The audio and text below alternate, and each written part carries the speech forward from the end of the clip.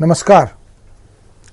CEC Gurukul व्याख्यान माला, जो कि साहित्यिक व्याख्यान माला है, उसके अंतर्गत आज आपका पुनः अभिनंदन अभिवादन है। हम हिंदी साहित्य और उसमें भी विशेष रूप से आधुनिक हिंदी साहित्य, इस पर चर्चा कर रहे हैं। आधुनिक हिंदी साहित्य में हमने प्रारंभ किया क्योंकि आधुनिक काल के प्रणेता, आधुनिक युग के प्रारंभिक कालखंड के प्रवर्तक और बहुआयामी साहित्य सृजन करने वाले, अनुवाद करने वाले, भाषाविद, संवेदनाविद और समाज तथा संस्कृति को साहित्य से जोड़कर जागरण और नवजागरण की अवधारणा को साहित्य से जोड़कर हमारे समक्ष प्रस्तुत करने वाले भारतेंदु हरिश्चंद्र, उनके युग में कविता के साथ साथ गद्य का आगमन भी हुआ है। ये भारतेंदु का कुशल नेतृत्व था। आधुनिक युगीन समस्त समकालीन प्रवृत्तियों को, अपेक्षाओं, आवश्यकताओं को भारतेंदु ने साहित्य से, साहित्यकारों के मंडल से जोड़ने का सफल प्रयास किया। भारतेंदु का जो दृष्टिकोण था, परिदृश्य था, वो बड़ा व्यापक था। इसलिए भारतेंदु हरिश्चंद्र ने समय की नब्ज को, आवश्यकता और अपेक्षा को समझते हुए गद्य का आह्वान किया। हिंदी साहित्य के इतिहास में लगभग 900 वर्षों के बाद कविता से गद्य की ओर उन्मुख करने की यह वृत्ति पूरे हिंदी साहित्य के आधुनिक काल की आधारशिला बनी। इसलिए उस युग को गद्य काल भी कहा गया, क्योंकि उसके बाद से लगभग 1850 के बाद से हम देखें, गद्य सृजन की यह जो एक सशक्त सुदीर्घ परंपरा शुरू हुई, उसमें गद्य की अनेक विधाओं का आह्वान किया गया। उसमें कथा साहित्य के अंतर्गत उपन्यास, कहानी, इसके लेखन को प्रोत्साहित और प्रेरित किया गया। इसी तरह रचनाकारों से एकांकी और नाटक आदि के सृजन का आग्रह किया गया और इसी प्रकार जीवनी, रेखाचित्र, संस्मरण, आत्मकथा, यात्रा वृत्तांत आदि, ये धीरे धीरे इनको अपनाया गया, आत्मसात किया गया। भारतेंदु मंडल के कवियों ने विश्व की साहित्यिक चेतना को हिंदी में लाने का प्रयत्न किया। उसके लिए अनुवाद का सहारा लिया गया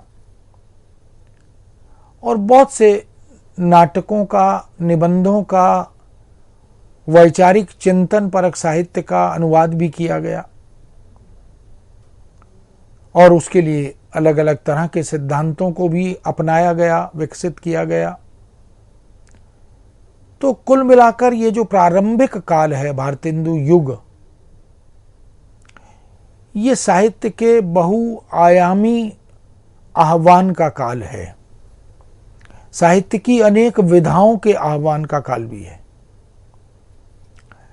कविता भी समानांतर प्रवाहित होती रही और इससे पहले का जो काव्यकाल था वो ब्रजभाषा, अवधी भाषा, मैथिली भाषा, इन सब में कविताओं का सृजन बहुत बृहत स्तर पर चल रहा था और प्रचुर मात्रा में मुक्तक और प्रबंध काव्य लिखे भी गए थे।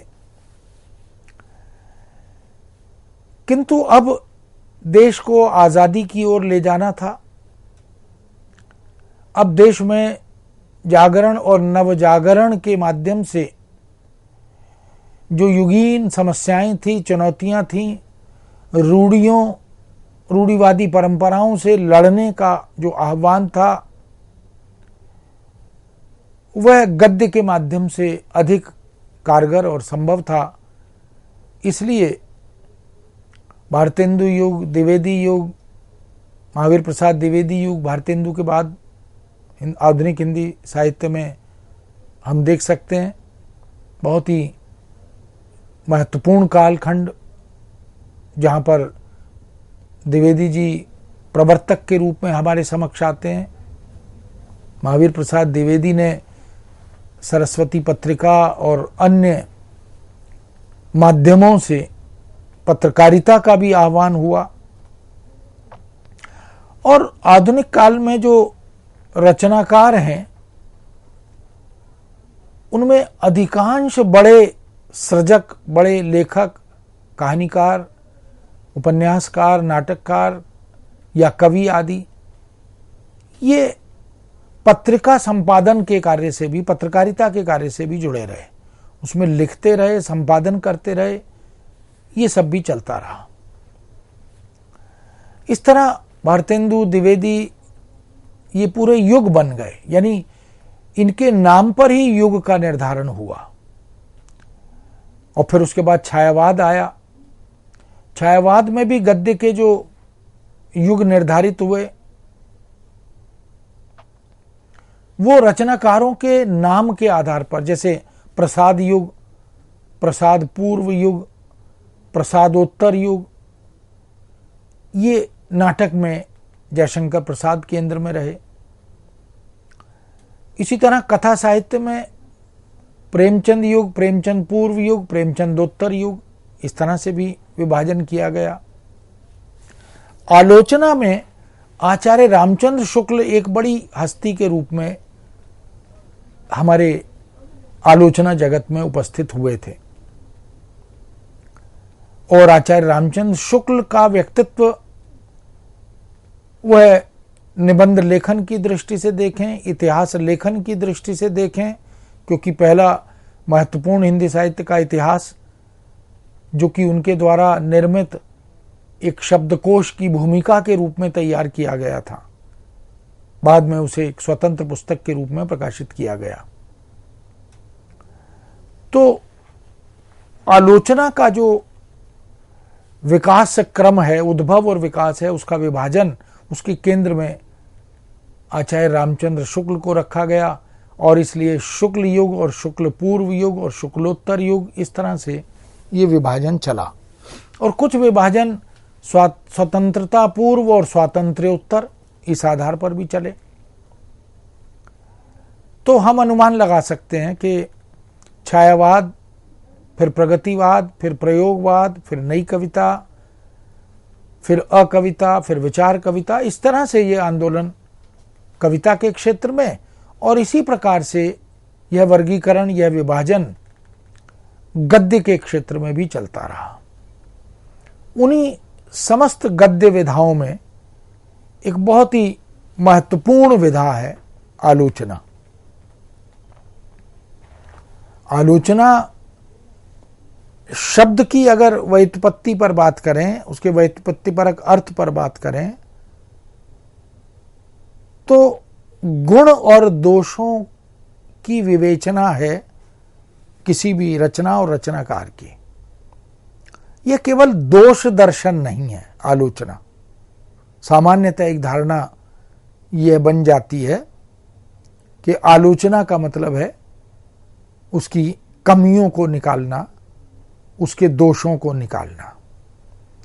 आलोचना एक तरह की समीक्षा है, एक तरह का मूल्यांकन है और तटस्थ होकर आलोचक को रचना और रचनाकार का मूल्यांकन, उसकी समीक्षा इसकी तरफ बढ़ना होता है।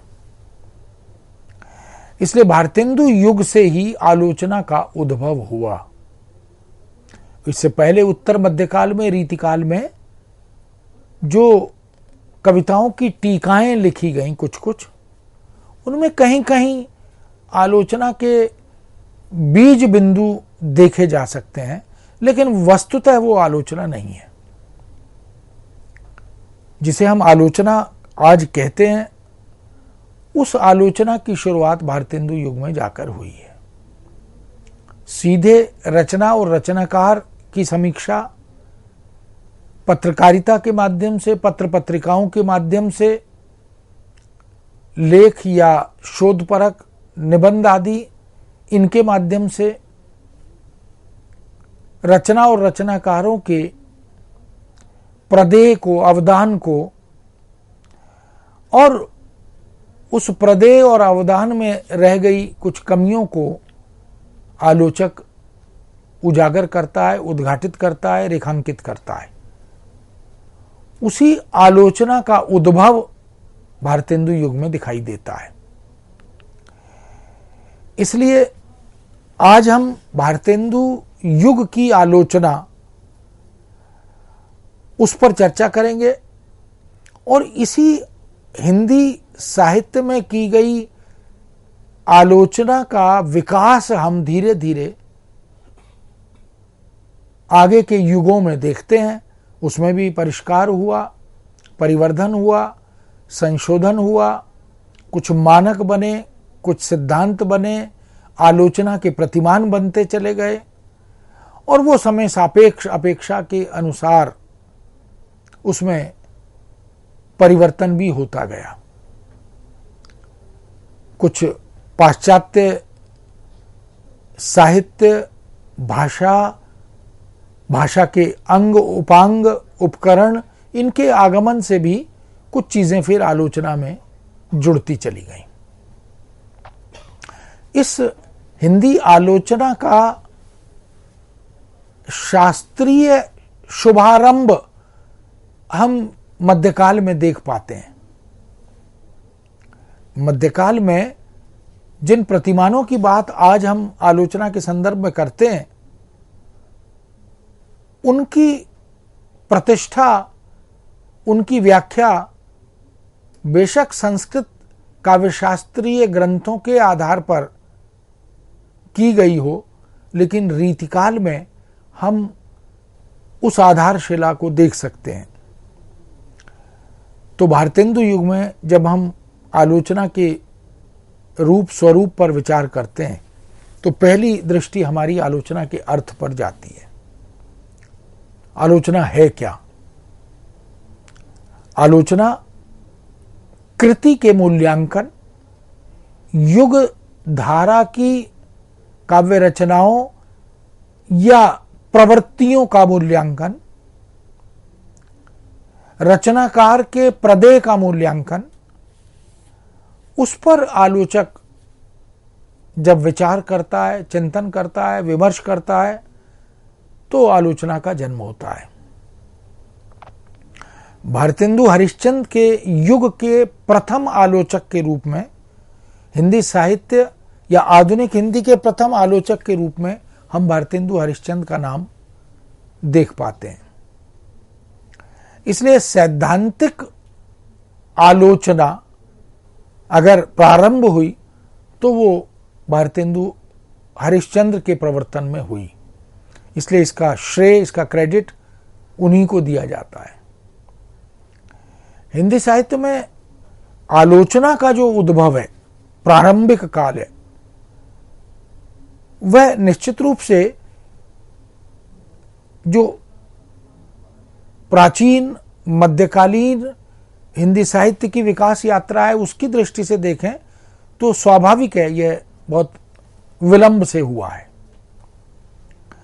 क्योंकि साहित्य की जो इतिहास दृष्टि है, उसके जो आरंभिक कालखंड हैं, उसमें प्रकारांतर से आलोचना के बिंदु भले ही मिलते हों, लेकिन एक व्यवस्थित रूप में, एक सैद्धांतिक स्थापना के रूप में, क्रमबद्धता के रूप में हम उन आदिकाल, भक्तिकाल, रीतिकाल के कालखंडों में हिंदी आलोचना, हिंदी साहित्य में आलोचना, इसको नहीं देख पाते हैं।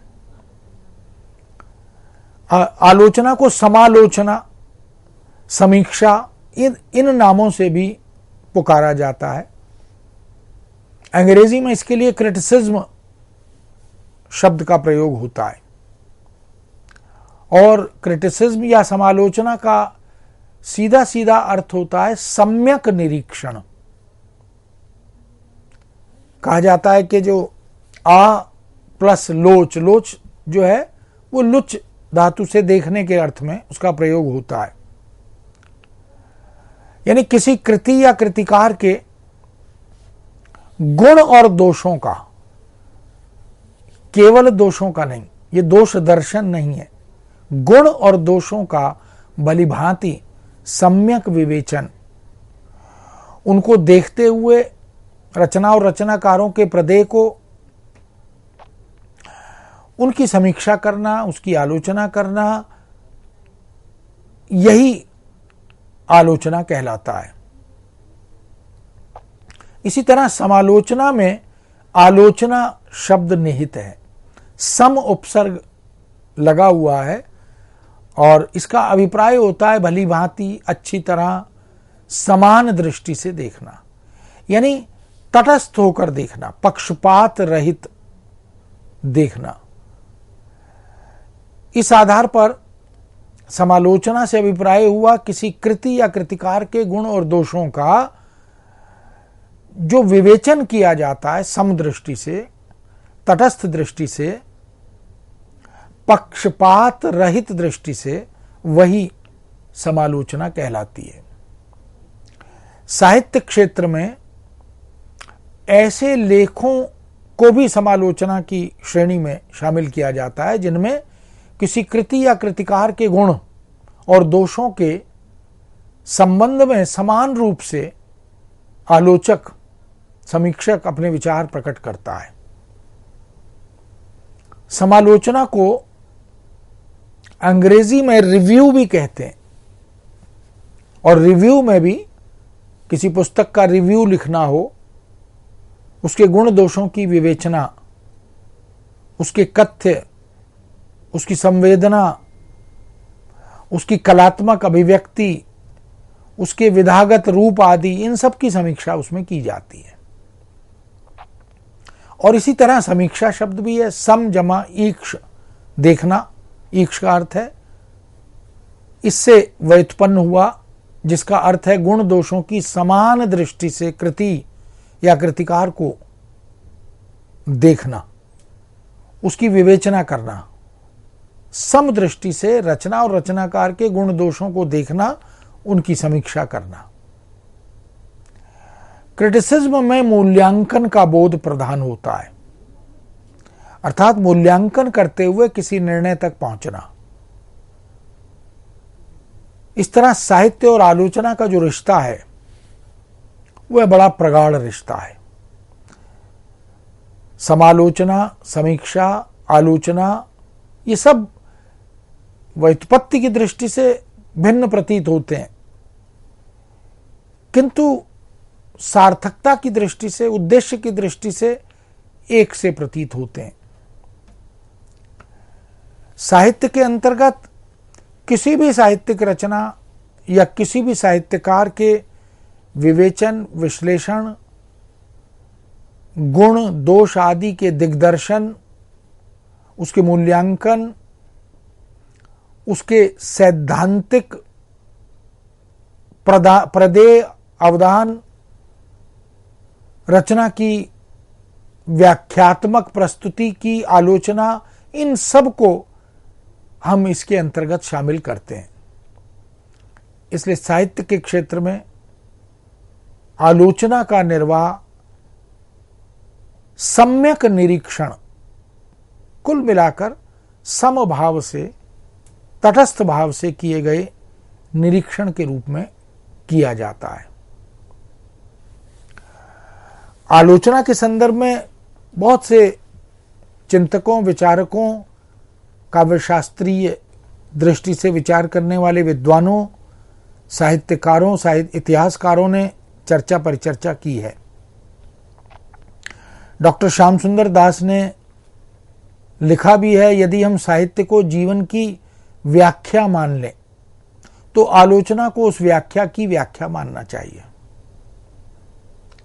यानी साहित्य यदि जीवन की व्याख्या है तो आलोचना उस व्याख्या की भी व्याख्या है। परत दर परत आलोचना उसे खोलती है। साहित्य के क्षेत्र में ग्रंथ को पढ़कर उसके गुणों और दोषों का विवेचन करना और उसके संबंध में अपने मत को प्रतिपादित करना, प्रतिष्ठित करना, यही आलोचना है। यानी आलोचक अपनी दृष्टि को प्रतिपादित करता है। बाबू गुलाब राय ने आलोचना पर विचार करते हुए लिखा कि आलोचना का मुख्य और मूल उद्देश्य कवि की कृति का सभी दृष्टिकोणों से आस्वाद परक, पाठकों को उस प्रकार के आस्वाद में कैसे और कितनी सहायता करता है, ये मूल्यांकन। यानी रचना और रचनाकार अपनी रचना के माध्यम से पाठकों को कितना और किस प्रकार का आस्वाद प्रदान करता है, उसकी समीक्षा करना, उनकी रुचि को परिमार्जित करना और साहित्य की गति निर्धारित करने में योग देना, यह आलोचना का धर्म है। संस्कृत में प्रतिष्ठित आचार्य राजशेखर ने लिखा है कि वह कवि के श्रम और उसके उद्देश्य तथा तात्पर्य को प्रकाश में लाने वाली विधा है। यानी आलोचना कवि के श्रम, उसके उद्देश्य और उसके तात्पर्य को प्रकाश में लाती है। उसी के कारण कवि के व्यापार का वृक्ष फलता है, अन्यथा वह निष्फल हो जाता है। आलोचक के ही सहयोग से कवि की प्रतिभा प्रकाश में आती है और उसके विचारों और भावों का प्रचार भी होता है। तो एक तरह से आलोचक कवि का, साहित्यकार का पूरक होता है, क्योंकि जब तक उसकी रचना की, उसके प्रदेय की समीक्षा, आलोचना विधिवत सैद्धांतिक दृष्टि से प्रतिमानों के आधार पर न की जाए तो रचना और रचनाकार की आत्मा का विस्तार नहीं हो पाता। इसलिए आलोचक की जो भूमिका है, उसका जो दायित्व है, वो स्तुत्य है। ऐसे ही मैथ्यू आर्नोल्ड ने simply to know the best that is known and thought is the work and its making this known to create a current to true and fresh ideas. तो आलोचना का एक धर्म क्या हुआ कि वह केवल उत्तमोत्तम जो बातें जानी गई हैं उनको जानना और बदले में दूसरों के लिए स्पष्ट करना और सच्चे और ताजा विचारों को, एकदम नवीनतम मौलिक विचारों को, नई उद्भावनाओं को, उसके प्रभाव को उजागर करना, ये भी आलोचना और आलोचक का धर्म होता है। जब हम आलोचना के उद्देश्य की बात करते हैं तो आलोचना की प्रक्रिया में गुणों का अभिप्रशंसन तथा तत्वों का विश्लेषण प्रमुख तौर पर होता है। सावधान और सचेत करने के लिए दोषों का भी उद्घाटन किया जाता है।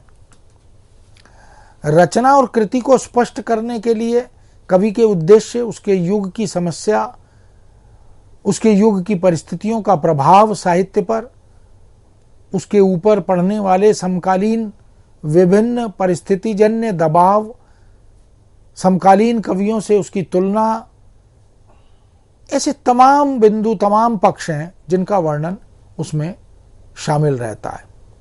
इसलिए आलोचना के तीन मुख्य उद्देश्य माने गए: विवेचन, तुलना और प्रेरणा। यानी आलोचक ये देखता है कि पूरी रचना, पूरे प्रदेय की विवेचना की जाए, फिर समकालीन रचना और रचनाकारों से युग की परिस्थितियों और प्रवृत्तियों से तुलना की जाए और फिर उसकी प्रेरणा, किससे प्रेरित होकर और उससे आगे पढ़ने मिलने वाली प्रेरणा, इन सब का विधिवत विवेचन होता है।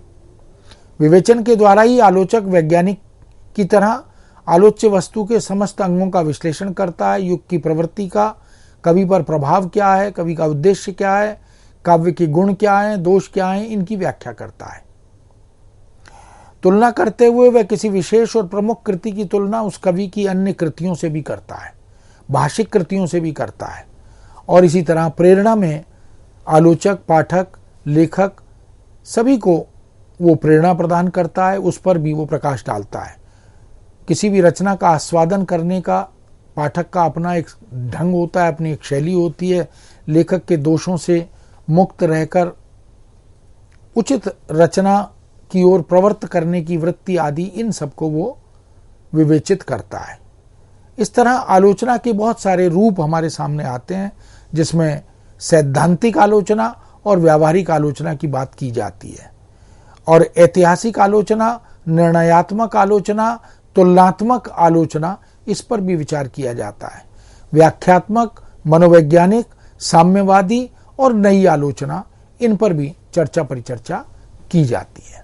तो इस तरह हम देख सकते हैं कि आलोचना की जो सैद्धांतिक पृष्ठभूमि है वह यह, जिसकी चर्चा अभी हमने की, भारतेंदु युगीन साहित्य में इस आलोचना का उद्भव हुआ, इस आलोचना के मानक बने, प्रतिमान बने, और निश्चित रूप से उसी आधारशिला पर आज की जो आलोचना है उसका एक विराट भवन खड़ा हुआ। मित्रों, इस विषय को अभी यहाँ विराम देते हुए आगे इस पर पुनः चर्चा करेंगे। आज्ञा दीजिए। नमस्कार।